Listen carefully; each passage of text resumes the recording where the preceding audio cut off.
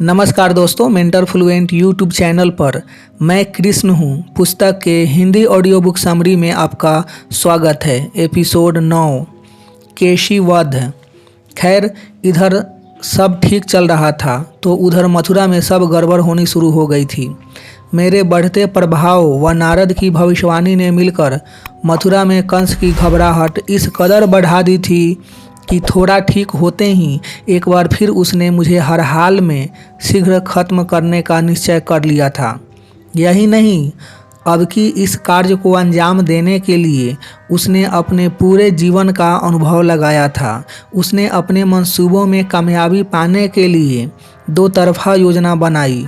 सबसे पहले उसने अपने अति विश्वासी केशी दानव को बुलवाया। यूं तो गोवर्धन के पीछे वाले जंगलों में ही उसका स्थायी वास था, लेकिन चूंकि उस ओर हमें जाने की कभी कोई आवश्यकता नहीं पड़ती थी, इसलिए हम इस बात से अनजान थे। वहीं इस केशी दानव की बात करूं तो केशी अत्यंत शक्तिशाली नरभक्षी था। साथ ही उसके पास उसका एक खूंखार आज्ञाकारी घोड़ा भी था। केशी की ताकत का आलम यह था कि मथुरा वासियों में भय फैलाने हेतु कंस केशी व उसके घोड़ों को वर्ष में 2-3 बार मथुरा बुला लिया करता था। सच कहूँ तो यह केशी का भय और आतंक ही था जिसके चलते पूरी मथुरा कंस का हर आदेश मानने को बाध्य थी। एक तरीके से कंस का राज केशी की अपार शक्ति की बदौलत ही चल रहा था। यानी कंस मुझे मारने हेतु कितना कटिबद्ध हो चुका था, इस बात का अंदाजा इसी से लगाया जा सकता है कि उसने केशी जैसे खतरनाक राक्षस को मेरे पीछे लगाना तय किया था। यही नहीं, उधर केशी के आते ही भयभीत कंस ने उसको न सिर्फ वृंदावन में आतंक फैलाकर तबाही मचाने के निर्देश दिए, बल्कि मौका मिलते ही मुझे खत्म करने का आदेश भी दे डाला था। इधर केशी का क्या था, वह तो कंस का आज्ञाकारी सेवक था। उसके लिए तो कंस का हर हुक्म सर आंखों पर था। बस आदेश पाते ही केशी ने गोवर्धन की दूसरी ओर यानी वृंदावन के निकट ही एक विशाल गुफा में अपना डेरा जमा लिया। मैं कहता हूँ ना कि मेरे जीवन में सुख की अधिकता किसी नई मुसीबत की खबर मात्र होती थी। आप मानेंगे नहीं, केशी इतना हष्ट वह इतना दुष्ट व शक्तिशाली था कि मथुरा ही नहीं, पूरे आर्यावर्त के प्रमुख राक्षसों में उसकी गिनती होती थी। कहने का तात्पर्य, कंस ने अब की मेरी मौत का पक्का इंतजाम कर लिया था। यह तो ठीक, पर बावजूद इसके कि कंस मुझे मारने के निर्देश केशी को दे चुका था, फिर भी इस बार वह इतने मात्र से संतुष्ट नहीं था। उसने मेरे खात्मे के लिए एक दूसरी कूटनीतिक चाल की सोच रखी थी। एक दूसरी कूटनीतिक चाल भी सोच रखी थी।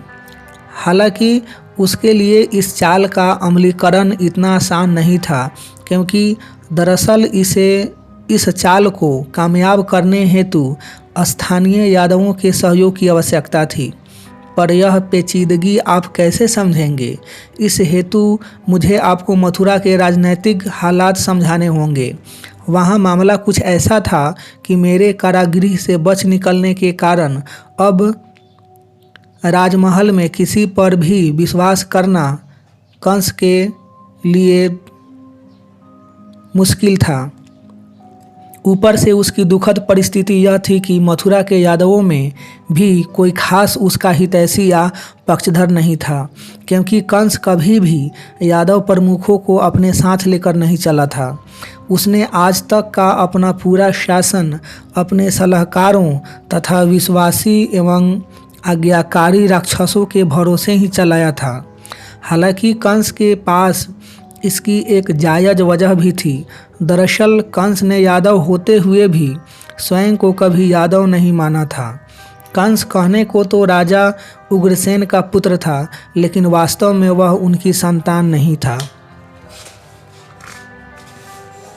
कहते हैं एक बार कंस की माता अपनी कुछ दासियों के साथ जंगल विहार के लिए गई हुई थी।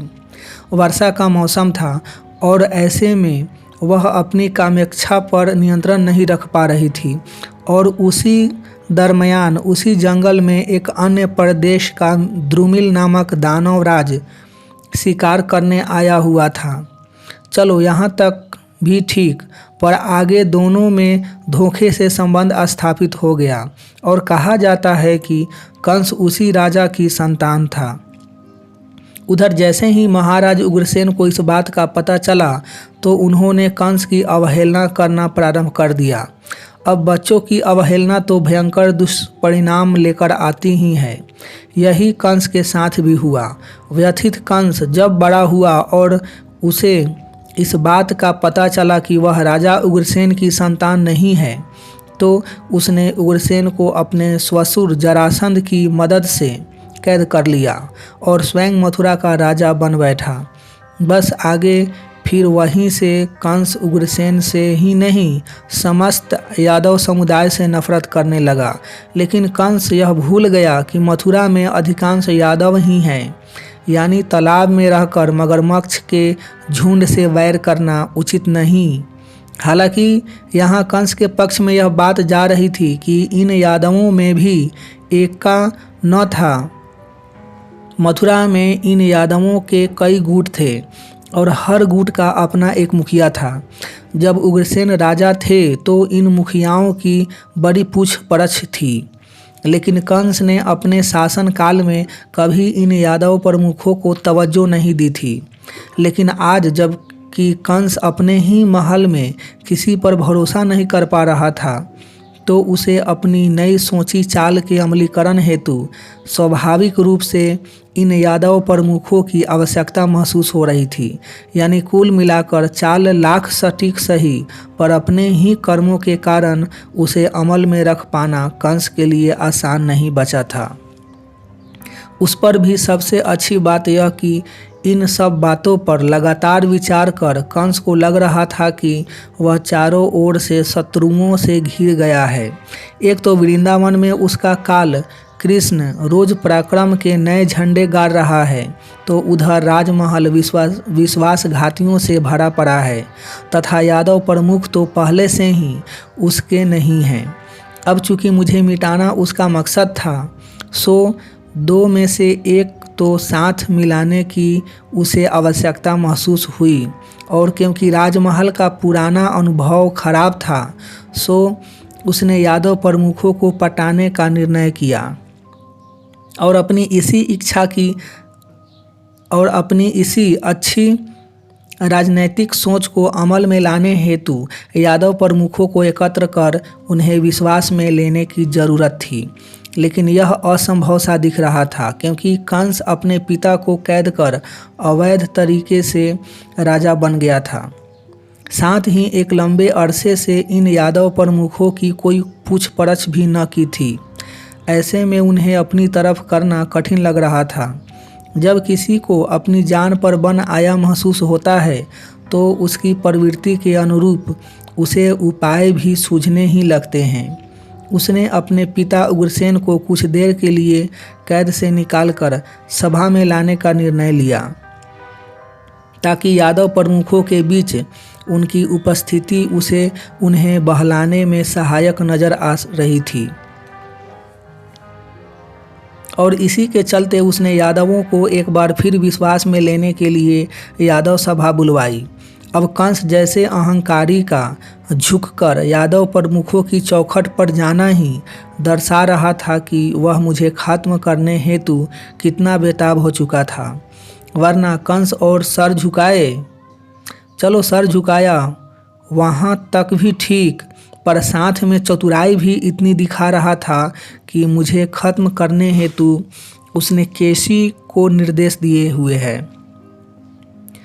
यह बात भी वह किसी से नहीं कह रहा था, यानी यह बात सिर्फ कंस और केशी दो ही लोग जानते थे।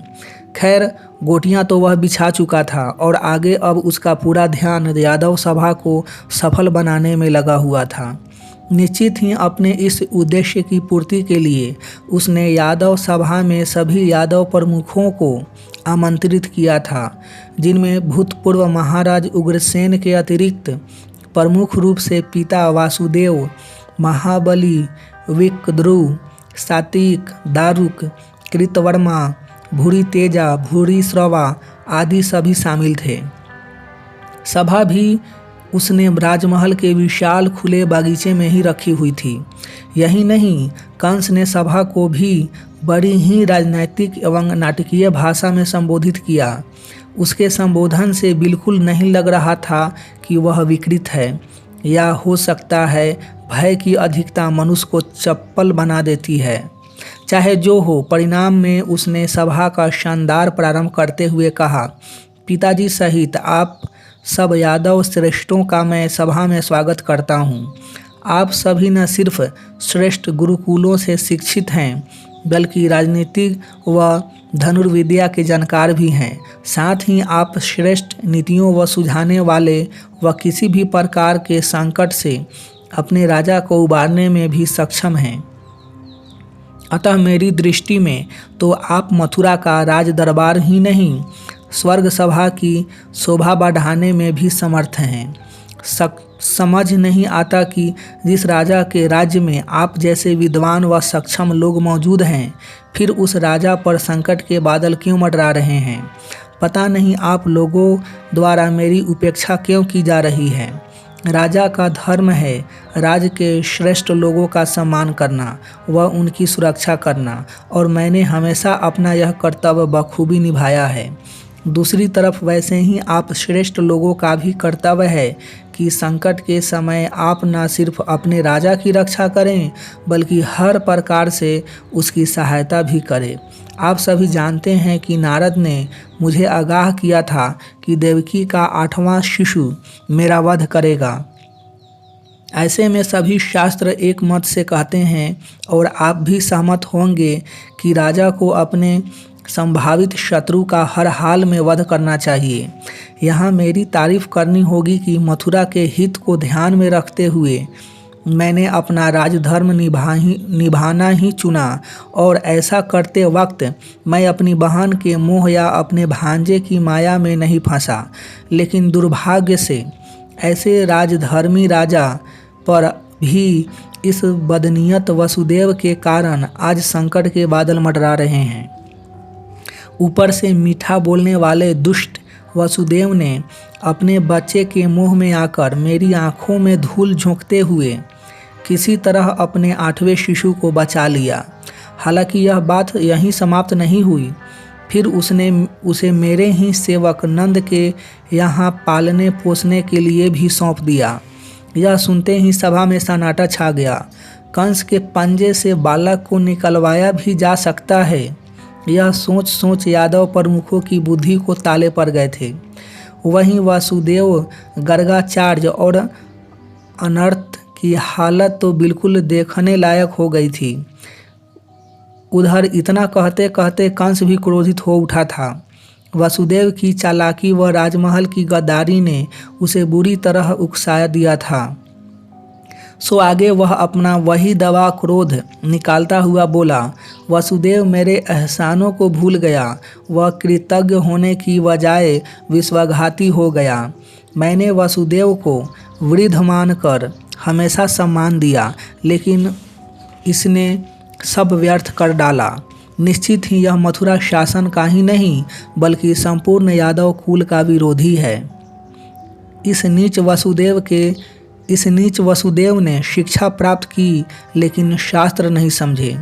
इसके बाल सफ़ेद हो गए, फिर भी इसका मोह नहीं छूटा। आज मुझे यह कहते हुए अत्यंत दुख हो रहा है कि मेरा संभावित काल वृंदावन में नंद के यहाँ तेजी से बड़ा हो रहा है, और उसका नाम कृष्ण है। चलो, एक भांजा होने के नाते वह जीवित है और अत्यंत शक्तिशाली व पराक्रमी निकल आया है। यह मेरे लिए बड़ी खुशी की बात है। लेकिन दुख की बात यह है कि इस नीच वसुदेव ने उसके मन में मेरे खिलाफ काफ़ी जहर भर दिया है, और जिसके परिणाम स्वरूप वह मेरे खून का प्यासा हो गया है। अब ऐसे में मेरी परम शक्तियों से भी आप सभी वाकिफ़ हैं ही। यानी कल तक जो एक साधारण समस्या थी, आज इस नीच वसुदेव के कारण उसने एक विकराल स्वरूप धारण कर लिया है। आज परिस्थिति यह है कि दो खूंखार एवं शक्तिशाली हथियारों का युद्ध अटल हो गया है और आप सब जानते हैं कि ऐसे युद्ध तब तक चलते हैं जब तक दोनों में से एक खत्म नहीं हो जाता। साथ ही आप यह सब भी जानते हैं कि जब दो महानायक टकराते हैं तो उनका तो जो होना होता है होता ही है, परंतु उनके आसपास वाले उनके हितैषी व वैरी अकारण मारे जाते हैं। कई बार ऐसा भी होता है कि वे दोनों शक्तिशाली युद्ध से पहले या युद्ध के दरमियान संधि भी कर लेते हैं। क्योंकि कृष्ण मेरा ही भांजा है, वह अपने ही कुल का चिराग है, अतः मैं न तो उसका अनिष्ट चाहता हूँ और न अपना न आपका। लेकिन मेरे चाहने न चाहने से क्या होता है। 100 बातों की एक बात यह है कि इस दुष्ट वसुदेव की बुद्धि ने हम सबको संकट में डाल दिया है। उधर कंस के मुख से यह सुनते ही पूरी सभा वसुदेव की थू थू करने लगी। उनकी भी गलती नहीं थी, क्योंकि कंस की सारी बातें शास्त्र सम्मत थी और यही तो शास्त्रों की खूबी होती है कि सारे दुष्ट कर्मों को वे ही उकसाते हैं, परंतु धर्म व नीति के नाम पर, यानी इन शास्त्रों ने कंस का तो बैठे बिठाए काम कर दिया था।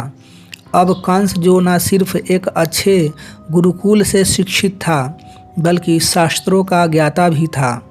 भला यह मौका कहाँ चूकने वाला था। उधर पूरी सभा भी चूँकि गुरुकुलों से शिक्षित थी, अतः उनकी व कंस की सोच को मेल खानी ही थी। सो इस समय सभी वसुदेव को शत्रु की निगाह से देख रहे थे, यानी बेचारे का अकारण बड़ा तिरस्कार हो रहा था। उधर निश्चित ही कंस यह सब देख मन ही मन बहुत खुश हो रहा था। यह भी मानना होगा कि उसने न सिर्फ वाक्पटुता का उपयोग किया था बल्कि सभा की नब्ज भी अच्छे से पकड़ ली थी। उसमें भी दो राय नहीं कि इसके चलते उसे सफलता भी निकट ही नज़र आ रही थी। वैसे भी तख्ता तो जम ही चुका था, अब तो बस 1-2 प्रहार की बात थी, तो इस हेतु वह तैयार ही बैठा हुआ था। बस तुरंत बात आगे बढ़ाता हुआ बोला, जैसा कि आप सभी जानते हैं कि मैं शास्त्र विरुद्ध कोई कार्य नहीं करता, चूँकि शास्त्रों में कई गुनाहों के लिए विरुद्ध अवध्य है। सो इतना सब कुछ हो जाने के बाद भी मैंने वासुदेव को आज तक नहीं मारा है। अब यह क्या बात हुई। भला तुम बैठे बिठाए वसुदेव को क्यों मारोगे। पर सभा पर तो शास्त्रों का भूत सवार था। कंस ने शास्त्रों का ज्ञाता कहकर फुसला जो दिया था। बस पूरी सभा ने इस बात के लिए कंस की बड़ी सराहना की। चारों ओर साधु साधु की आवाज़ें गूंजने लगी। यह सब देख कंस का उत्साह अपनी चरम सीमा पर पहुंच गया। अब कि उसने दोगुने उत्साह से बात आगे बढ़ाते हुए कहा, आप लोग चिंता न करें, मैं आपका राजा हूँ। वह सबको संकट से उबारना मेरा कर्तव्य है। मैंने इस संकट से निकलने का भी एक उपाय खोज लिया है। कृष्ण मेरा ही भांजा है और मैं भी अपने वीर भांजे को मारना नहीं चाहता, अतः मैं उससे संधि करने को तैयार हूँ। इस हेतु मैं सोच रहा था कि मथुरा में शानदार धनोत्सव रखा जाए और जिसमें कृष्ण समेत वृंदावन के सभी गोपों को आमंत्रित किया जाए। वे सभी नए नए वस्त्र पहनकर आएं, मथुरा शहर देखें, यहाँ का बाजार देखें और खूब आनंद लें। कहते हैं कृष्ण व उसका भाई बलराम दोनों अच्छे मल्ल भी हैं, अतः खास उनके सम्मान में मल्ल उत्सव भी रखा जाएगा, जिसमें दोनों भाइयों को भी अवसर दिया जाएगा। और कृष्ण का तो मैं अपने साथ राजमहल में ही ठहराऊंगा। आखिर वह साधारण ग्वाला नहीं, राजा कंस का भांजा है। इस तरह हमारा वैमनस्य भी खत्म हो जाएगा और यादवों में हमेशा के लिए शांति व समृद्धि भी बनी रहेगी। मानना पड़ेगा कंस को कि वह बात ही इस तरीके से रख रहा था कि देखते ही देखते उसे पूरी सभा का समर्थन प्राप्त हो चुका था। कंस की मुझसे इस संधि वाली बात को भी सभा ने एक राजी के अपनी प्रजा के हितैषी होने के तौर पर ही लिया। भला मामा भांजे के युद्ध में वे क्यों पिसाएं। यह तो अच्छा था जो उनका राजा उन्हें तमाम झंझटों से मुक्त कर रहा था। लेकिन कंस का नाटक यहीं समाप्त नहीं हुआ। आगे की बात को उसने और गहरी व ठंडी सांस लेते हुए प्रारंभ की। वह बड़ी हताशा फैलाता हुआ बोला, लेकिन इस दुष्ट वसुदेव ने कृष्ण व नंद जी को पहले से मेरे खिलाफ बहुत भड़का रखा है, अतः मेरी किसी बात पर विश्वास नहीं करेंगे। इसलिए मैं चाहता हूँ कि अक्रूर जी राजमहल से निमंत्रण लेकर वृंदावन जाएं। उनकी बात कोई नहीं टालेगा, क्योंकि वे वयोवृद्ध ही नहीं अति सम्माननीय भी हैं। वहीं मुझे उम्मीद है कि इधर नंद जी भी शिष्टाचार का अनुसरण करेंगे, और जहाँ तक अक्रूर जी का सवाल है, वे यह कार्य कर हमेशा के लिए राजमहल के अजीज हो जाएंगे। अक्रूर जी तो यह सुनते ही तत्क्षण जाने को तैयार हो गए। भला अक्रूर जी कंस के अजीज होने का यह मौका क्यों छोड़ने लगे? उधर अक्रूर जी के राजी होते ही कंस खुश हो गया। वैसे तो उसने अक्रूर को फंसाने हेतु पासा जोरदार ही फेंका था, फिर भी पंछी जाल में फंसे तो पक्का, क्योंकि कंस यह अच्छी तरह से जानता था कि अक्रूर के अलावा दूसरा कोई भी निमंत्रण लेकर गया तो नंद जी कृष्ण को मथुरा भेजने हेतु कतई राजी नहीं होंगे। इधर बात पक्की होते ही कंस पूरी तरह निश्चिंत हो गया। सही पूछा जाए तो उसने इस यादव सभा का पूरा खेल ही अक्रूर को झांसे में लेने हेतु रचा था। अतः अब की उसने सीधा अक्रूर जी को संबोधित करते हुए कहा, आप कृष्ण बलराम व समेत वृंदावन के समस्त ग्वालों को राजमहल की ओर से उत्सव में शामिल होने का निमंत्रण लेकर जाएंगे। साथ ही आप नंद जी से यह भी कहिएगा कि इस भव्य उत्सव हेतु अपना पुराना बकाया वार्षिक कर व बड़ी तादाद में दही माखन भी भेंट स्वरूप लेकर आएं। वैसे तो अब सारी बातें तय हो चुकी थी, पर शायद कंस कहीं न कहीं मेरे मथुरा आने बाबत अब भी कुछ सशंकित था। शायद उसी के चलते जहां अब तक कंस ने सारी बातें बड़े ही कूटनीतिज्ञ ढंग से कही थी, वहीं अंत में जाकर उसकी जबान फिसल ही गई। अचानक उसके मुख से निकल गया, यदि वह छोकरा राजी खुशी नहीं आया तो फिर मैं उसे ज़बरदस्ती बांध कर यहाँ ले आऊँगा। यानी आखिर उसके दिल की बात जुबां पर आ ही गई थी, लेकिन दुर्भाग्य से उधर किसी ने उसकी इस बात पर विशेष ध्यान नहीं दिया था। चलो होगा। उधर खुश खुश कंस सभा का समापन करने ही जा रहा था कि अचानक अंधक बोलने को खड़ा हुआ। बाकी सबके विपरीत वह काफ़ी क्रोध से भरा नजर आ रहा था। उसने अपना संबोधन भी बड़े रूखे स्वर में कहते हुए सीधे कंस से कहा, कंस, यह सर्वविदित है कि तुमने स्वयं को कभी यादव नहीं माना। हम लोग तुम्हें ज़बरदस्ती यादव बनाना भी नहीं चाहते। यूँ भी यह हमारी और तुम्हारी जाति समस्या है, लेकिन आज तुमने शास्त्रों का सहारा लेकर वसुदेव जैसे सरल व सम्माननीय व्यक्ति का जो अपमान किया है, वह कतई योग्य नहीं। यदि वसुदेव ने अपने पुत्र को बचाया तो उसने कौन सा पाप किया? उसने तो बस एक पिता होने का कर्तव्य निभाया। अतः उसे व्यर्थ बदनाम करने का तुम्हें कोई अधिकार नहीं। और फिर तुम कृष्ण से संधि करो या युद्ध करो, यह तुम्हारी मर्जी, परंतु मेहरबानी कर हम यादवों को तो इन सब झमेलों से दूर ही रखो। इधर अंधक द्वारा अपने पर हुए इस अचानक हमले से कंस तिलमिलाया अवश्य, लेकिन बोला कुछ नहीं, चुपचाप सभा बर्खास्त कर चला गया। कंस बड़ा चालाक था। वह जानता था कि अंधक जो कह रहा था वह सत्य था, अतः वह बहस को आगे बढ़ाकर अपने पक्ष में हो चुकी सभा को विपरीत दिशा में जाने देने का मौका क्यों देने लगा? कहीं वातावरण पलट ही न जाए। यूं भी अक्रूर जी वृंदावन जाने को राजी हो ही गए थे, यानी उनकी योजना तो सफल हो ही चुकी थी। मेरे खिलाफ सफलतापूर्वक एक और षड्यंत्र रचा ही जा चुका था, फिर व्यर्थ बखेरा क्यों मोल लेना? खैर, यह तो कंस की चालाकी व उसे मिली सफलता की बात हुई।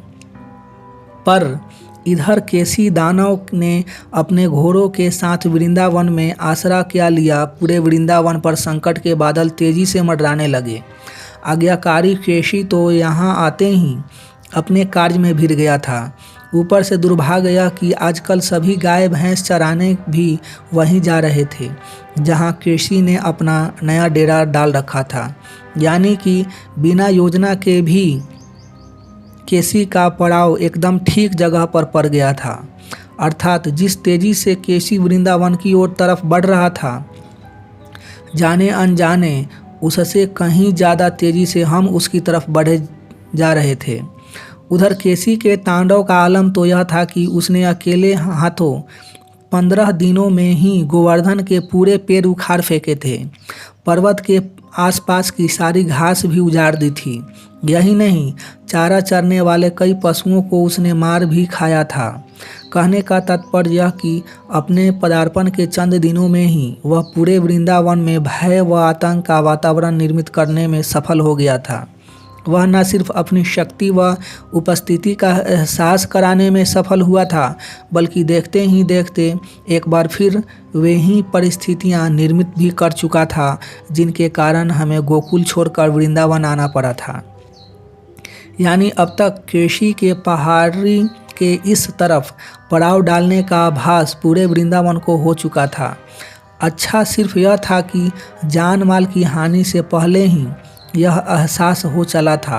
हालांकि उससे भी बहुत ज़्यादा हासिल क्या होना था, बस समय रहते हमने चौकसी बरतते हुए अपना रास्ता बदल दिया था।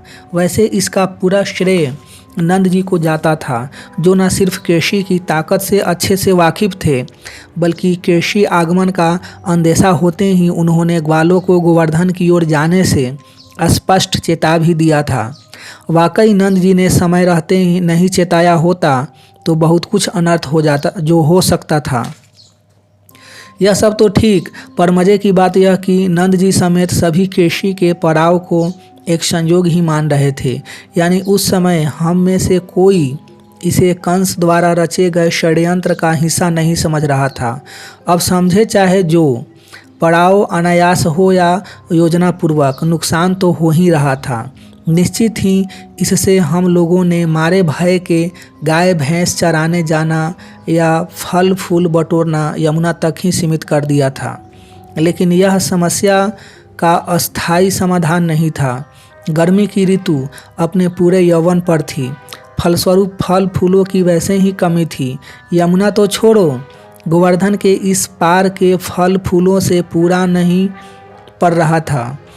तब तो इतना लंबा जा रहे थे, पर अब चूंकि केशी के डर से गोवर्धन जाना छोड़ हम यमुना तक ही सिमट कर रह गए थे, और यमुना के आसपास इतनी हरियाली ही नहीं थी जो हमारी बढ़ी हुई जनसंख्या व पशुओं का पेट भर सके।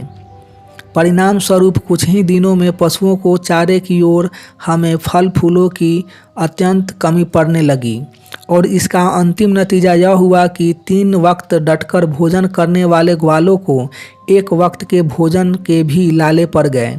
हमारा तो ठीक, पर उधर ठीक से चारा न मिल पाने के कारण गाय भैंसें भी कमज़ोर होने लगी, यहाँ तक कि उन्होंने दूध देना ही बंद कर दिया था, और ऐसे में माखन दही बनने का तो सवाल ही नहीं उठता था। अब माखन दही के बगैर वृंदावन तो ठीक, पर यह बेचारा कन्हैया कितने दिनों तक जी सकता था। खैर, समस्या यहाँ तक भी सिमट कर रहने को तैयार नहीं थी। उधर क्योंकि हमने गोवर्धन जाना बंद कर दिया था, तो इससे भड़क उठे केशी ने अपने घोड़े के साथ मिलकर यमुना तक आना शुरू कर दिया था। उसकी बात स्पष्ट थी, तुम यहाँ आओ या हम आएं, मुलाकात ज़रूरी है। और मुलाकात भी ऐसी हुई कि चंद हमलों में ही उसने न सिर्फ यमुना तट तक लगे सभी पेड़ गिरा दिए, बल्कि वहाँ की सारी घास भी उखाड़ फेंकी। और वैसे ही हम ग्वालों को कोई श्रेष्ठ भोजन तो नसीब नहीं रहा था, ऊपर से जो रूखी सूखी मिल रही थी उसके भी पूरी तरह लाले पड़ गए थे। मेरा तो सर ही चकरा गया था, बुद्धि ने भी काम करना बंद कर दिया था। आखिर हम ग्वालों का भाग क्या है? क्या स्वाभाविक मौत ही हमारी किस्मत में है? सच कहूँ तो अनायास आए इस संकट ने अब की मेरी भी चिंतन क्षमता छीन कर दी थी। शायद वह शायद यह रोज़ रोज़ आ रही समस्याओं का परिणाम था, जिसने मुझे इतना थका दिया था कि मैं कुछ सोचने समझने में भी असमर्थ महसूस कर रहा था। मैं जो हर मुसीबत, हर संघर्ष को अंतिम मानकर कई बार जान की बाजी लगा चुका था, लगता है उस पर भी न थमती मुसीबत ने इस बार मुझ तक हमेशा के लिए मुझे हताश कर दिया था। मैंने अनेक बार वृंदावन को संकट से उबारने की कोशिश की थी, यहाँ तक कि राजमहल से टकराकर यहाँ का जीवन स्तर सुधारने का प्रयास भी किया था। लेकिन नतीजा क्या हुआ?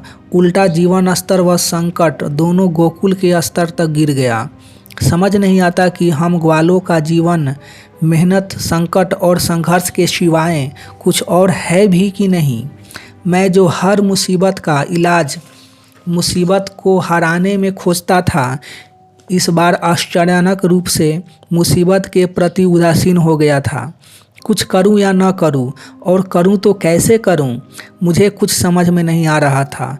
न जाने क्यों इस समय कुछ समझ आ रहा था तो इतना ही कि कुछ कर भी लिया तो क्या होगा, फिर कोई इससे भयानक समस्या मुँह फाड़े खड़ी हो जाएगी। यानी वाकई मेरे स्वभाव के विपरीत मैं हताशा के गहरे भंवर में जा फंसा था। जहाँ यह मेरे हाल थे तो वहीं नंद जी के हाल आश्चर्यजनक रूप से मुझसे सर्वथा भिन्न थे। यहाँ तक कि इस संकट से उबरने के लिए उन्होंने आनन फानन में घर पे एक सभा भी बुलवाई। मैं स्वाभाविक रूप से उसमें उपस्थित था। वैसे यह अच्छा ही था जो कम से कम मुखिया की तो बुद्धि चल रही थी। मैंने कुछ राहत महसूस की। सोचा अनुभवी नंद जी ने संकट से उबरने का कोई उपाय खोज ही निकालेंगे। और फिर सुझाव देने बुजुर्ग भी तो हैं। सच ही वृंदावन बचना चाहिए, तारनहार कोई भी हो। उधर स्वाभाविक तौर पर मेरी तर्ज पर कुछ गोप भाई भी सभा में आ धमके थे। हालांकि सभा में माहौल बड़ा ही घबराहट का था। उस पर कमाल यह कि सभा में नंद जी ने कोई उपाय नहीं सुझाया, बस वर्तमान परिस्थिति पर चिंता जताकर बैठ गए। हालांकि बुजुर्गों ने अपनी ओर से कई सुझाव दिए, लेकिन दुर्भाग्य से उनके भी सभी सुझाव प्रार्थना व हवन के इर्द गिर्द ही थे। यानी सभा तो बुलवाई गई थी, पर काम के नाम पर सिर्फ घबराहट फैलाई जा रही थी। यह सब देख मेरा माथा तो बुरी तरह ठनक गया, और इस ठनके माथे से और कुछ नहीं तो मेरी विचार शक्ति अवश्य लौट आई। मैं सोचने लगा कि बस्ती में पूजा रखने से या हवन करने से भला गोवर्धन पर आसरा लिए केशी दानव का वध कैसे होगा। वर्तमान संकट तो तभी टल सकता है जब केसी को गोवर्धन से मार खदेड़ा जाए। समस्या की मांग कर्म थी, धर्म नहीं। यह विचार क्या आया कि मैं पूरी तरह से गर्मा गया। हताशा तिरोहित हो गई। वह तो होना ही था। कोई हताश या निराश होना मेरा वास्तविक स्वभाव तो था नहीं। अब स्वभाव भले ही अस्थायी था, पर इतना तो समझ आ ही गया था कि यह हताशा दोबारा कभी महसूस न करूं तो अच्छा है, क्योंकि मैं जान गया था कि निराशा अपने आप में मौत का दूसरा नाम है। यानी आज के बाद निराश रहने का नहीं, वह हताश होने का ही नहीं। यदि कुछ न भी सूझे तो भी ध्यान हमेशा समस्या पर बनाए रखने का। और सबसे बड़ी बात तो यह कि आज के बाद इस भूल से जीवन में वृंदावन पर आए संकट को भूलने की भूल तो भूल से भी नहीं करने की। बस इसके साथ ही एक बार फिर वृंदावन के तारनहार बनने का प्रयास करना निश्चित कर लिया। और कहने की ज़रूरत नहीं कि तय करते ही मेरे भीतर का वास्तविक कृष्ण लौट आया। खैर, अब कृष्ण तो लौट आया था, लेकिन समस्या यह कि बुजुर्गों के यह उल जुलूल सुझाव मेरी समझ के बाहर थे। यूँ भी कर्म से भागने वाले सुझाव मेरी समझ से में वैसे ही नहीं आते थे। और फिर मेरी दृष्टि में तो वैसे ही मनुष्य जन्म कर्मों का एक अंतहीन सिलसिला होता है। इसमें कर्म से भागने की जगह ही कहाँ है। अतः मैं पूरे समय चुप ही रहा। जब बात ही समझ नहीं आ रही तो बोलने से क्या फ़ायदा। उधर देखते ही देखते सभा समाप्ति पर पहुंच गई, पर मैंने अपनी चुप्पी नहीं तोड़ी तो नहीं ही तोड़ी। इधर निश्चित ही मेरी इस चुप्पी ने सबको आश्चर्य में डाल दिया। शायद सभा मेरे ही भरोसे बुलवाई गई थी और उसका सबूत यह कि मुझे इतना शांत देखकर नंद जी ने सभा समाप्ति से पूर्व पूछ ही लिया, कमाल है कन्हैया, इस महासंकट की घड़ी में तुम कोई सुझाव नहीं दे रहे। अब मुंह में उंगली डालकर पूछा है तो कह ही देता हूँ। तुरंत मैंने अत्यंत दुखी स्वर में कहा, मैं अब क्या कहूँ, आप लोगों की बातें व सुझाव मुझसे मेल ही नहीं खाती। सच कहूँ तो ऐसी व्यर्थ चर्चाएं सुनकर मैं अत्यंत दुखी हो गया हूँ, अतः मेरा खामोश रहना ही बेहतर है। इधर मेरी बात सुनते ही पूरी सभा स्तब्ध रह गई। बुजुर्गों की समझ में ही नहीं आ रहा था कि उन्होंने ऐसी तो क्या बात कह दी जो कन्हैया इतना दुखी हो गया है। स्वाभाविक तौर पर कुछ देर के लिए सभा में खामोशी छा गई। आखिर यह खामोशी नंद जी ने ही तोड़ी। उन्होंने सिर खुजलाते हुए कहा, कन्हैया कुछ विस्तार से कहो तो बात हमारी भी समझ में आए। अब समझने की तैयारी हो तो मैं तो समझाने को वैसे ही तैयार खड़ा था। सो मैंने अब की बड़ी दृढ़तापूर्वक कहा, हमें संकट केसी दानव से है। उसका सीधा अर्थ यह हुआ कि हमें मुकाबला भी केसी से ही करना होगा। और फिर हम यह क्यों भूल जाते हैं कि हम ग्वालों का जीवन ही जीवन के लिए संघर्ष का दूसरा नाम है। केसी ने पहले गोवर्धन उजारा और अब वह यमुना तक पहुंच गया। इसका स्पष्ट अर्थ यह है कि अब उसके अगले हमले बस्ती पर होंगे तथा जिस गति से उसने गोवर्धन व यमुना के आसपास की हरियाली उजारी है उससे तो साफ जाहिर होता है कि 3 से 4 हमलों में ही वह पूरी बस्ती का सफाया कर देगा और इधर हम यहाँ हवन व प्रार्थनाएं करते रह जाएंगे। अरे जानवर भी जीने के लिए अंतिम सांस तक पूरी शक्ति लगाकर संघर्ष करते हैं। प्रकृति से उन्हें जो भी छोटी मोटी शक्ति प्राप्त है उसका भी वे अपना जीवन बचाने के लिए उपयोग करते हैं। वह किसी शरण नहीं जाते और ना ही किसी से प्रार्थना करते हैं। उन्होंने कर्म से बचने हेतु अपना कोई ईश्वर नहीं खोज रखा है, बल्कि सम्मान से जीने के लिए स्वयं संघर्ष करते हैं। अतः हमें भी व्यर्थ के उपाय छोड़ बुद्धिपूर्ण कोई योजना बनानी पड़ेगी ताकि हम पूरी शक्ति से केसी का सामना कर सकें। अन्यथा हमारा विनाश सुनिश्चित है, क्योंकि मेरी दृष्टि में यह हमारे जीवन पर आया अब तक का सबसे बड़ा संकट है और इसका समय रहते मुकाबला न किया गया तो यह हमारा सर्वनाश सुनिश्चित करके ही दम लेगा। निश्चित ही मेरी बात ने सबको झकझोर के रख दिया। वैसे भी सोए हुए लोग अगर जाग जाएं तो मनुष्य पर संकट बचे ही कहाँ। उधर गोप भाई तो बात सुनते ही पुरजोर मेरे समर्थन में उतर आए थे। दूसरी तरफ इतना कहते कहते मैं भी अपने रंग में ही आ चुका था। बस इन दोनों के चलते आगे की बात मैंने थोड़े ऊंचे स्वर में कहा, यदि अंत में कोई उपाय न देखकर आप लोग वृंदावन से स्थानांतरण की भी सोचेंगे तो भी एक बात ध्यान में रख लेना, वृंदावन से भागने के लिए भी हमें यमुना व गोवर्धन से होकर ही गुजरना पड़ेगा। और यदि इस डर से हम बस्ती में ही बैठे रहें तो उस सूरत में तो वह बस्ती तक आया ही समझो। बस्ती क्या है, उस जैसे शक्तिशाली के 2-4 हमलों की बात है, सब खत्म हो जाएगा। अतः समझ लेना कि केसी से हमारा संघर्ष अटल है। ऐसे में केसी के सामने समर्पित होकर मरने से तो अच्छा है कि उससे लड़कर मरा जाए। लड़ने से कम जीत की एक उम्मीद तो बनेगी। वैसे भी मेरी दृष्टि में मनुष्यों को जीवन में हमेशा सकारात्मक ही सोचना चाहिए। फिर हम ऐसा क्यों नहीं सोचते कि कोई भी व्यक्ति कभी अमर नहीं होता। हो सकता है केसी को अपनी मौत ही वृंदावन खींच लाई हो।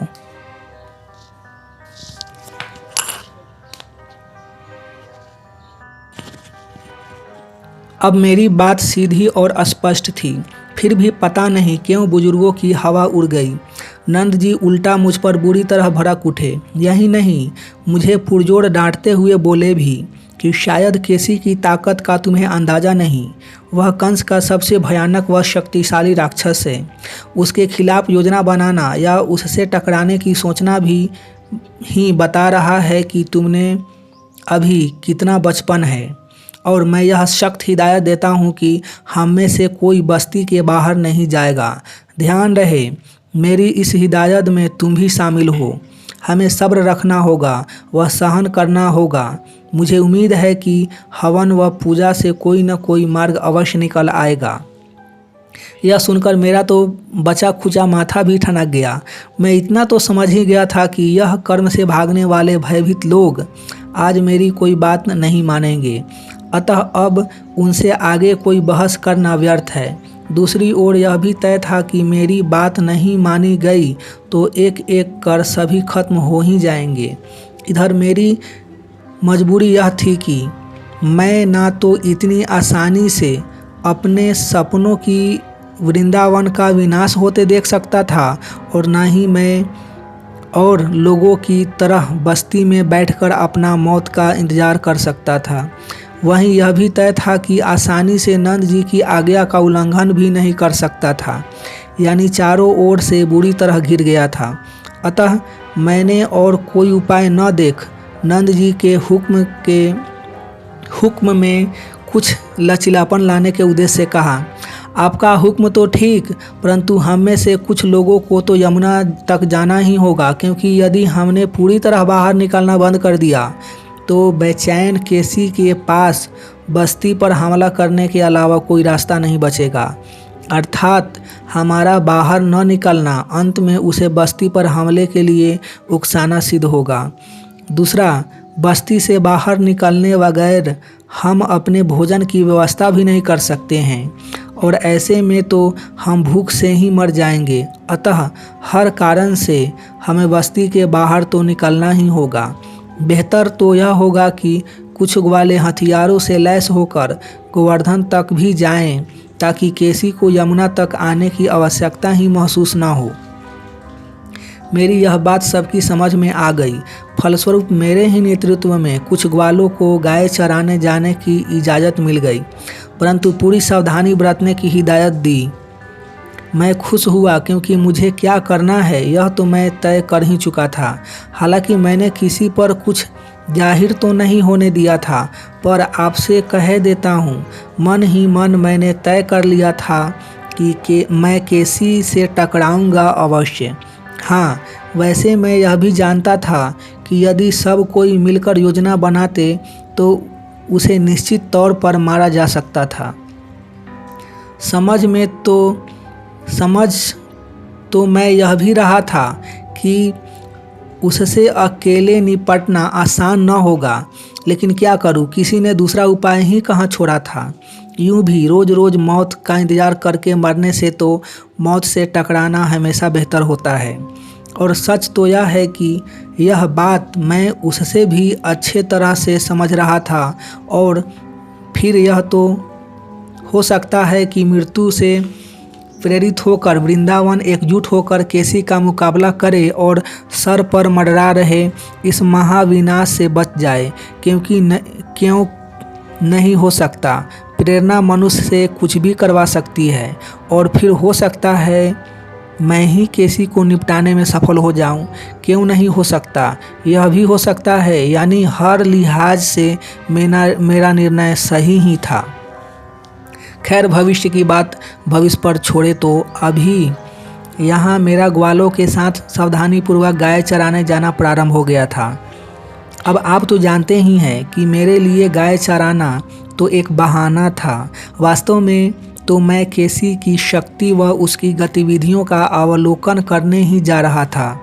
अतः मुझे जब भी मौका मिलता उसकी गुफा से काफ़ी दूर एक अन्य गुफा की आड़ से मैं उसकी गतिविधियों का निरीक्षण करता रहता था।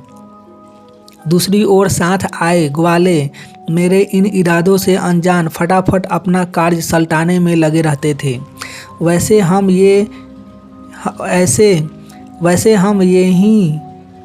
यही एक फ़र्क नहीं था। वैसे हम में यही एक फ़र्क नहीं था। मेरे साथ भले ही रोज़ बारी बारी से अलग अलग वाले आते थे, लेकिन मेरे विपरीत सभी वापस घर पहुंचने तक डरे हुए रहते थे। मुझे यह समझ नहीं आता था कि इतना डर डर कर जीने से और इतना डर डर कर जीने व मरने में क्या फ़र्क। मेरी बात कहूँ तो मैं सीधे सीधे एक ही बार में मरने में विश्वास करता था। चलो यह तो ठीक, पर उधर लगातार के अवलोकन के बाद मुझे अपनी मौत निकट नज़र आ रही थी। जहाँ केसी अपना बाल गोवर्धन से लेकर यमुना तक सब कुछ उजाड़ कर जहाँ केसी अपना बल गोवर्धन से लेकर यमुना तक सब कुछ उजाड़ कर रख दिखा चुका था, तो वहीं दूसरी ओर उसके घोड़े की तेजी, भयानकता व शक्ति देखकर मैं पूरी तरह से चकरा गया था। कोई जानवर इतना शक्तिशाली भी हो सकता है, सचमुच कल्पना करना मुश्किल था। और उस पर यदि मैं केसी की भी आँखों देखी शक्ति व रूप का वर्णन करूँ तो वह इतना विशाल, काला, डरावना व भयानक व शक्तिवान था कि आप विश्वास नहीं करेंगे। वह एक हाथ से क्षण भर में बड़े से बड़े पेड़ उखाड़ फेंकता था। यानी दोनों की भयानक शक्तियों व मेरे इरादों को देखते हुए इसमें कोई शक नहीं रह जाती थी कि यदि मैंने अपने इरादे नहीं बदले तो मैं अपने जीवन के अंतिम चंद दिन ही जी रहा था। कुल मिलाकर मामला कुछ ऐसा था कि एक ओर यदि उससे टकराना क्षण भर में मौत के मुंह में समाने जैसा था, तो दूसरी तरफ न टकराने से भी जीवन बचता दिखाई नहीं दे रहा था। हाँ, न टकराने की सूरत में कुछ समय अवश्य मिल रहा था, लेकिन सामने बुज़दिली की मौत स्वीकारनी पड़ रही थी। मनुष्य जीवन तो हमेशा से चुनाव है, और इस समय केसी की परम शक्तियों के बावजूद भी उससे टकराना ही हर दृष्टि से श्रेष्ठ चुनाव उभरकर सामने आ रहा था। और जब युद्ध करना ही है तो जाबाजी से क्यों नहीं किया जाए। कम से कम दुश्मन को भी संघर्ष का मज़ा तो आना ही चाहिए। बस यही सोचकर तमाम विपरीत परिस्थितियों के बावजूद मैं अपनी केसी की तमाम गतिविधियों को ताड़ना यथावत जारी रखे हुए था। और जब कर्म करते हैं तो परिणाम भी आते ही हैं। यहाँ भी हुआ। लगातार के गहरे निरीक्षण के बाद जो बातें सामने आई उनमें से कई मेरे पक्ष की जान पड़ रही थी। जैसे दोनों हमेशा साथ में नहीं रहते थे। दूसरा, केसी न सिर्फ अत्यधिक मदिरा पीता था, बल्कि मदिरा के ऊपर बेहिसाब कच्चा मांस खाने के कारण कई बार वह दो दिनों तक सोया रहता था। और सबसे बड़ी बात यह कि जब वह सोया रहता था तब घोड़ा एकदम शांत होकर सिर्फ गुफा के बाहर पहरा दिया करता था। ऐसे में कहने की ज़रूरत नहीं कि केसी की कुछ कमजोरियां क्या मिली कि मैं उत्साह से भर गया, और उत्साह हर सफलता की कुंजी होती ही है। बस उसी तर्ज पर उत्साह क्या आया, योजना पर सोच विचार भी चालू हो गया। और फिर तो लगातार के निरीक्षण, परीक्षण व चिंतन के बाद मेरे मन में एक योजना ने जन्म भी ले लिया। योजना क्या सूझी, मेरा आत्मविश्वास ही बढ़ गया और मुझे एहसास होने लगा कि दोनों को मारा भी जा सकता है। अब मैं तो पहले से ही मानता था कि कोई भी अमर व अवध नहीं होता। बस भावना शुद्ध हो, संकल्प दृढ़ हो और बुद्धि स्थिर हो तो मौत को भी मात दी जा सकती है। खैर, पूरी योजना का सार यह था कि जब केशी अत्यधिक मदिरा पीकर लुढ़क गया हो तब दोनों पर बारी बारी से हमला किया जाए। यानी पहले घोड़े से निपटा जाए, फिर केसी के बाबत सोचा जाए। अब एक बार योजना तैयार तो कृष्ण भी तैयार। बस दूसरे दिन से ही मैं युद्ध की पूर्ण तैयारी के साथ जाने लगा। पता नहीं कब घोड़े पर वार करने का सुनहरा अवसर प्राप्त हो जाए। आप कहेंगे कैसी तैयारी? वह भी बताए देता हूँ। तैयारियों के तहत मैंने अपनी कलाई पर एक कपड़ा लपेट लिया था जिसके चारों तरफ अत्यंत नुकीले कांटे बांधे हुए थे। और कमर पर एक चुनरी बांधना शुरू कर दी थी, जिसमें मैंने अपने चक्र छिपाकर ले जाना प्रारंभ कर दिया था।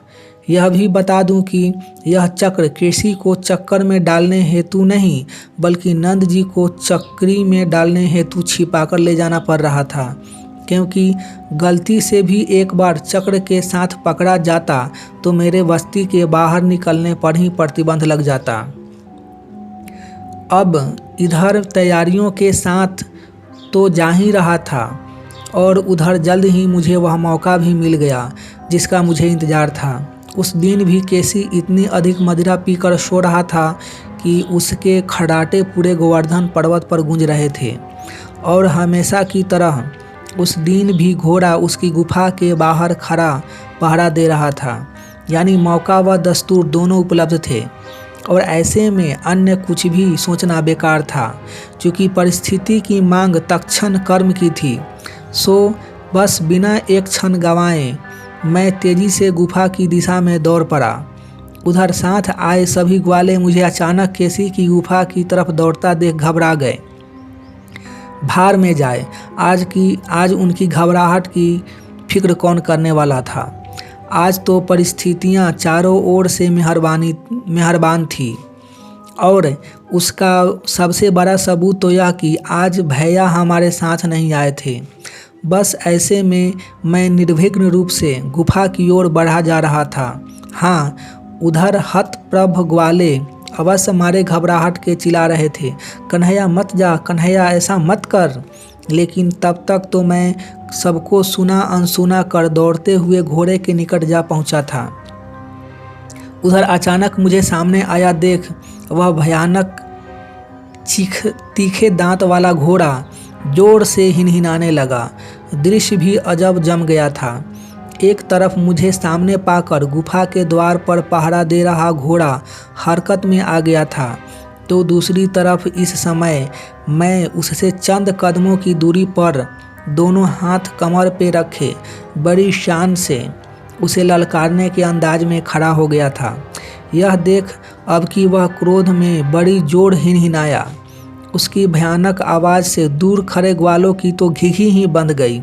उधर मेरी घिघी भले ही न बंधी हो, पर उधर घोड़ा इतने क्रोध से मैं हिनहिनाया था कि उसका जहरीला थूक मेरे पूरे शरीर पर आ गिरा था, और थूक इतना जहरीला था कि उसके गिरने मात्र से शरीर का खून जमने लगा था। मुझे चक्कर आने लगे थे। मैं सोच में पड़ गया कि जिसका थूक इतना जहरीला है वह स्वयं कितना खतरनाक होगा। अब होगा तो होगा, यह समय व्यर्थ के विचार करने का नहीं, बल्कि पूरी शक्ति जुटाकर डट के मुकाबला करने का था। अतः मैं तमाम विपरीत परिस्थितियों के बावजूद गिरा नहीं, हिम्मत कर पूरी शक्ति लगाते हुए वहीं डटा रहा। हालांकि अभी मैं पूरी तरह संभलूं, इससे पहले ही वह मुझे मारने के इरादे से सनसनाता हुआ मेरी तरफ लपका। मैंने फुर्ती से हटकर उसका यह वार तो बचा लिया, परंतु अब की इस प्रतिक्रिया में मैं जमीन पर गिर पड़ा। घोड़ा सचमुच गजब का फुर्तीला था। न चाहते हुए भी मुझे पीठ के बल चारों खाने चित कर ही दिया, और अभी मैं उठूं या बचने का प्रयास करूं, इससे पहले ही उसने जोर से दोनों पांव मेरी छाती पर दे मारे। मेरी तो मानो जान ही निकल गई। लगा तो ऐसा मानो उसने मुझे जमीन में ही धंसा दिया हो। और घात की तो इतना निकला कि मौका मिलते ही उसने मेरा हाथ भी काट खाया। मैं तो दर्द से बुरी तरह कराह उठा। उधर दूर से यह दृश्य देख रहे ग्वालों के तो प्राण ही निकल गए। उन बेचारों को लगा बस मैं मर गया। बेचारों की चीख ही निकल पड़ी। तो यूं भी वे बेचारे चिल्लाने के सिवाय और क्या कर सकते थे। खैर, इधर इससे पहले कि मैं दोबारा संभलूं, उत्साहित घोड़ा तुरंत दूसरा वार करने पीछे हटा। बुरा फंसा कन्हैया। मेरे पास भी यह अंतिम मौका था, क्योंकि उसका एक और वार मैं सह पाऊँ इतनी ताकत अब मुझ में बची नहीं थी। यानी परिस्थिति यह आ चुकी थी कि या तो यह वार बचा लूँ या हमेशा के लिए विदा हो जाऊँ। बस इसे अंतिम अवसर जान किसी तरह मैंने अपनी पूरी ताकत लगाकर खड़ा हो गया। सच कहूँ तो इस बार खड़ा मन की शक्ति के कारण ही हो पाया था, वरना शरीर के भरोसे तो वहीं पड़ा रह जाता। वह घोड़ा मेरा काम तमाम कर गया होता। छोड़ो, जो हुआ नहीं उसके बजाय जो हुआ उसकी बात करूं। उधर घोड़ा तेजी से वार करने पलटा तो इधर मैं भी तैयार ही था। जैसे ही उसने वार करते हुए फुफकारने के लिए अपना मुंह खोला कि मैंने अपनी योजना अनुसार कांटों से बंधी कलाई वाला हाथ मजबूत मुक्का बांधकर पूरी ताकत से उसके जबड़े में फंसा दिया। इसके साथ ही मेरा काम हो गया। मेरी कलाइयों पर बंधे कांटे उसको बुरी तरह चुभने लगे। इस चुभने से बचने हेतु वह अपने नुकीले दांतों से दाढ़ में फंसी हुई मेरी भुजा काटने का प्रयत्न करने लगा, लेकिन एक तो कलाई पर बंधे कांटे से उसे अत्यंत चुभ रहे थे, वह दूसरा मैंने हाथ की मुट्ठी इतनी मजबूती से बांधे हुए थे कि काटने के लिए उसका मुंह बंद ही नहीं हो पा रहा था। यानी काटना तो दूर की बात, वह अपनी दाढ़ों को मिला पाने में भी असमर्थ था। दृश्य ऐसा था कि मैं घुटने मोड़ते हुए उसके जबड़ों में हाथ फंसाए अपनी जगह दृढ़ता से खड़ा था और वह अपने मुंह में फंसा मेरा हाथ काटने हेतु प्रयासरत था। मेरी दृढ़ता उसमें थी कि मैं अपनी जगह से ना तो हिलूं और न ही हाथ उसके जबड़ों से निकालूं। दूसरी ओर घोड़ा भी तभी बच सकता था जब वह मेरा हाथ काटने में सफल होता, पर मैं जबड़े मिलने दूं तब ना। कसरती शरीर था, फलस्वरूप बड़ा भरावदार हाथ था। ऊपर से कलाइयों पर कांटों की माला पहनी हुई थी। वह मुट्ठी भी कस के बांधे हुए था। 100 लाख कोशिशों के बावजूद वह अपने जबड़े से मेरे हाथ नहीं काट पाया। उल्टा इस संघर्ष के चलते अब तो वह उसके जबड़ों से खून बहना भी प्रारंभ हो चुका था। धीरे धीरे उसे सांस लेने में भी काफ़ी तकलीफ होने लगी। वह तड़प भी खूब रहा था और तो और अब तो उसके मसूड़ों से भी खून की धारा बह निकली थी। यानी कुल मिलाकर कुछ ही देर में उसकी हालत गंभीर हो गई थी। हालांकि दर्द से वह ही नहीं, मैं भी बुरी तरह तड़प रहा था, लेकिन यदि जीवित रहना है तो यह दर्द सहन करना ही पड़े, ऐसा था, क्योंकि इस समय यह भयानक दर्द सहन कर पाना ही जीवित रहने की एकमात्र शर्त थी। वैसे मेरे लिए एक शुभ संकेत था। धीरे धीरे मेरी तो ठीक, पर उधर घोड़े की संघर्ष क्षमता जवाब देने लगी थी। वैसे भी अब तक उसका पूरा जबड़ा लहूलुहान हो चुका था और जिसके परिणाम स्वरूप उसका शरीर भी ढीला पड़ने लगा था। अर्थात निश्चित ही उसका गला पूरी तरह घायल हो चुका था, यहाँ तक कि उसे अब ठीक से सांस तक लेने में तकलीफ हो रही थी। बस इन सब के चलते कुछ ही देर में तड़प तड़प कर उसके प्राण पखेरु उड़ गए।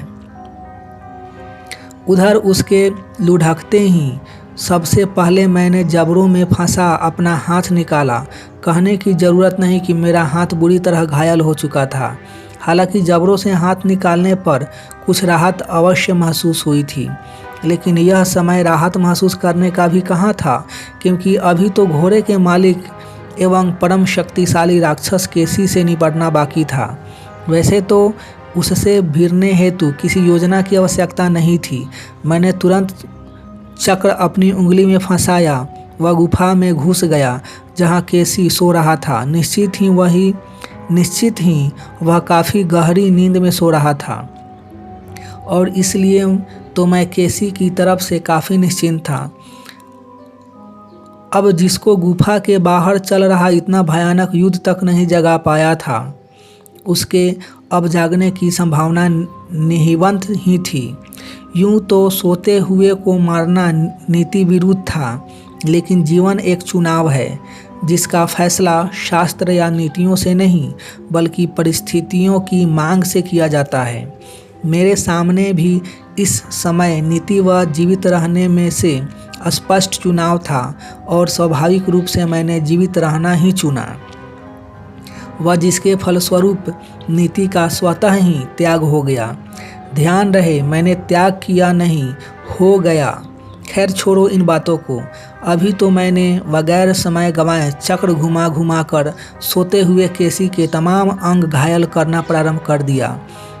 वैसे तो इस समय हाथ चक्र चलाने के लिए भी उठने को तैयार नहीं थे, यानी खेल तो सारा अब भी मन की शक्ति से ही चल रहा था। और ऐसे में भी आप मानेंगे नहीं कि धीरे धीरे कर मैं दसियों चक्र से वार उसके शरीर पर कर चुका था। आप मानेंगे नहीं कि धीरे धीरे कर मैं दसियों चक्र के वार उसके शरीर पर कर चुका था। हालात यह आ चुके थे कि वह तो कब का मर चुका था, फिर भी मेरे वार जारी थे। हालांकि इस सत्य से भी मुंह नहीं मोड़ा जा सकता कि इतने वार मेरी बहादुरी को नहीं, मेरे भय को ही उजागर कर रहे थे। चाहे जो हो, इस समय तो जब उसके शरीर के चिथड़े चिथड़े उड़ गए, तब कहीं जाकर मेरे वार रुके। केसी की मौत के साथ ही मेरा रोम रोम झूम उठा, परंतु दुर्भाग्य से इस समय खुशी महसूस करने की भी ताकत शरीर में नहीं बची थी। बस किसी तरह लड़खड़ाते हुए मैं गुफा के बाहर आया। शरीर में चलने तक की जान नहीं बची थी। शरीर बुरी तरह जख्मी पड़ा था, यहाँ तक कि जगह जगह जख्म के गहरे निशान स्पष्ट देखे जा सकते थे। एक तरीके से तो पूरा शरीर खून में नहाया हुआ था, फिर भी बाहर ग्वाल मित्रों तक तो पहुंचना ही था। केसी और उसके घोड़े को तो मार चुका था, पर मुझे मरने से बचाना हो तो उसकी यही एक शर्त थी। इधर यह अच्छा हुआ था कि घोड़े के मरते ही दूर खड़े ग्वाले गुफा के निकट आ घेरा डालकर खड़े हो गए थे। निश्चित ही मुझे जीवित आया देखकर सभी मारे खुशी के झूम उठे। दूसरी तरफ मेरी हालत इतनी दयनीय हो चुकी थी कि गुफा के बाहर निकलते ही मैं गिर पड़ा। इधर मेरी यह हालत देखकर ग्वालों का सारा नशा ही रन हो गया। मारे चिंता के बेचारे फटाफट मुझे कंधों पर उठाकर बस्ती की ओर चल पड़े।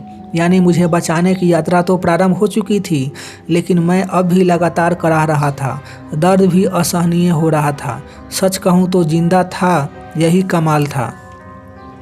उधर कमाल तो बुद्धिमानी दिखाकर ग्वालों ने भी कर दिया था, क्योंकि उन्होंने मेरी हालत समझते हुए जाते जाते मुझे यमुना में नहला दिया था। इधर स्नान करते ही या कहूँ इधर स्नान होते ही मुझे काफ़ी राहत महसूस हुई, वरना तो पूरे शरीर में हजारों तीर चुभने से चुभन हो रही थी। हालांकि इतना नहाने के बावजूद खून के धब्बे पूरे शरीर पर जगह जगह जमे हुए अभी भी देखे जा सकते थे। इसी से अंदाज़ा लगाया जा सकता है कि खून की कैसी होली खेल कर आया था। वहीं बाजुओं में दर्द तो इस कदर बढ़ गया था कि बहती हवा भी चुभन दे रही थी। सच कहूँ तो मैं तो कब का बेहोश हो गया होता, लेकिन शायद वृंदावन वासियों के चेहरे पर अपनी शानदार विजय की खुशी देखने के लिए ही किसी तरह जबरदस्ती अपना होश टिकाए हुए था। खैर, मुझे कंधों पे लादे सब बस्ती पहुंच चुके थे। अब एक तो वहाँ यूं ही हम जब भी घर से निकलते थे, पूरी बस्ती की जान वैसे ही अधर में लटकी रहती थी।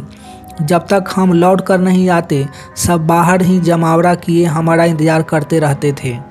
ऊपर से जब सबने मुझे ग्वालों के कंधों पर लदा हुआ आते देखा तो सबके प्राण ही निकल गए। राधा और यशोदा तो इस दृश्य को देखते ही अर्धमूर्छित हो गई। परंतु जब गोपों ने विस्तार से केसी वध की बात बताई तो न सिर्फ सबकी जान में जान आई, बल्कि मारे खुशी के सब पागल भी हो गए। बस सबके चेहरों पर आई यह खुशी देख आज मैं कह सकता हूँ कि मेरा चक्र चलाना सीखना सार्थक सिद्ध हुआ। इस हेतु आचार्य श्रुति केतु जी को जितना धन्यवाद दूँ कम था। उन्होंने जिद कर मुझे चक्र चलाना सिखाया तो आज पूरे वृंदावन के काम आया। चलो, यह तो मेरी बात हुई। पर उधर नंद जी व कुछ बुजुर्ग केसी वध के बाबत अभी सशंकित थे। लेकिन मेरी हालत व गोपों की दृढ़ बयानगी ने आखिर सबको यकीन करने पर मजबूर कर दिया। फिर तो मेरी हिम्मत व बुद्धि के सब कायल हो गए। उन्हें तो कायल होना ही था, मैंने काम ही ऐसा किया था। लेकिन यहाँ मेरी हालत जो गंभीर बनी हुई थी उसका क्या? खैर, उस बाबत मैं तो कुछ कर नहीं सकता था। जो करना था बाकियों को ही करना था। बस तत्क्षण प्रभाव से उसका भी इलाज प्रारंभ हो गया। लेकिन दुर्भाग्य से यह कि करीब 1 माह की देखभाल के बाद मैं पूरी तरह स्वस्थ नहीं हो पाया था। कहने की ज़रूरत नहीं कि एक बार फिर मेरी सेवा का जिम्मा राधा और यशोदा ने ही उठाया था। वैसे अब इतना ठीक तो हो ही चुका था कि कुछ और बात कर सकूं, और कुछ बात करके भी बात तो केसी के आसपास ही घूमेगी। अब काम ही इतना बड़ा कर दिया था कि और कोई बात करूं भी क्या। सो कुल मिलाकर केसी वध चक्र चलाकर किया हुआ मेरे जीवन का पहला वध था। जहां एक ओर इस वध ने वृंदावन को निश्चिंत विनाश से उबार लिया था, वहीं दूसरी ओर इसने मनुष्य जीवन की कई सच्चाइयों को उजागर भी कर दिया था। सर्वप्रथम तो यह सिद्ध हो गया था कि यदि इरादा पक्का हो तो बुद्धिमत्तापूर्वक बनाई गई योजना हो तो जीवन के कठिनतम संघर्षों को भी आसानी से जीता जा सकता है। सचमुच यदि तर्क और स्वार्थ से ऊपर उठकर चेतना का उपयोग किया जाए और ऊर्जा को सर्वहित में लगाया जाए तो यह मनुष्य क्या नहीं कर सकता। अब दूसरों की ओर दूसरे जाने। मैं तो अरिष्ट, कालिया व केसी वध कर इस राह पर तेजी से चल पड़ा था, और इधर मेरी संकल्प शक्ति व माँ व राधा के प्रेम के सहारे धीरे धीरे कर मैं पूरी तरह स्वस्थ भी हो गया था। बस उसके साथ ही मैंने एक बार फिर अपने प्यारे वृंदावन को बचा पाने की खुशी का खुलकर अनुभव किया। अब मन में खुशी तो केसी वध के साथ ही था, पर अब तक शरीर साथ नहीं दे रहा था। लेकिन अब कोई बाधा नहीं थी, और उस पर खुशी की बात यह कि इस बार मेरे स्वस्थ होने पर न तो राधा ने मुझ पर नाराज़गी जाहिर की, ना ही माँ यशोदा ने समझाइश दी। यह तो ठीक, पर मेरे परम आश्चर्य के बीच पिताजी ने भी कोई प्रतिक्रिया नहीं दी। यानी मेरी परम खुशी में किसी ने व्यवधान नहीं पहुंचाया, और इसका सीधा अर्थ यह हुआ कि अब हर कोई मुझे परम शक्तिशाली स्वीकार चुका था। बात भी सही है। अब इतने शक्तिशाली को क्या समझाइश देना और उस पर क्या नाराज़गी जाहिर करना। लो, यह सब पहले मालूम होता तो कब का स्वस्थ हो जाता। शायद स्वस्थ होने में इतनी देर लगने का कारण भी यह भय ही था कि कहीं स्वस्थ होते ही राधा की डांट व माँ की समझाइश का सामना न करना पड़ जाए, कहीं पिताजी के क्रोध से मुलाकात ही न हो जाए। खैर, मैंने केशी वध क्या किया, मेरा कद तो वृंदावन के राजकुमार सा हो गया। इतना ही नहीं, मेरे ठीक होने की खुशी में न सिर्फ मेरा सम्मान समारोह रखा गया, बल्कि साथ में उत्सव भी मनाया गया। समारोह के प्रारंभ में ही सबने बढ़ चढ़कर मेरी शक्तियों के काफ़ी गुणगान किए, मेरा धन्यवाद भी माना। लेकिन बात यही नहीं थमी। फिर तो सबने मिलकर भविष्य में मेरी हर बात मानने की प्रतिज्ञा भी ली। बुजुर्गों समेत सभी की आंखों में मेरे लिए उभरा यह बेशुमार प्यार व सम्मान मेरे लिए एक नया ही अनुभव था। मेरे मन में तो मैं इस सम्मान का अधिकारी भी था, और यही वजह थी कि आज ऐसा सम्मान पाकर मेरा अहंकार फूला नहीं समा रहा था। हाँ, कमाल सिर्फ इतना था कि कर्म चेतना ने किया था और तृप्ति अहंकार को मिल रही थी। चाहे जो हो, आज का समारोह मेरे लिए यादगार बनकर रह गया था। मिलेंगे नेक्स्ट एपिसोड में, तब तक अपना ढेर सारा ख्याल रखिए, लाइफ को एंजॉय कीजिए, मस्त रहिए। आपका कीमती समय देने के लिए आपको बहुत बहुत धन्यवाद।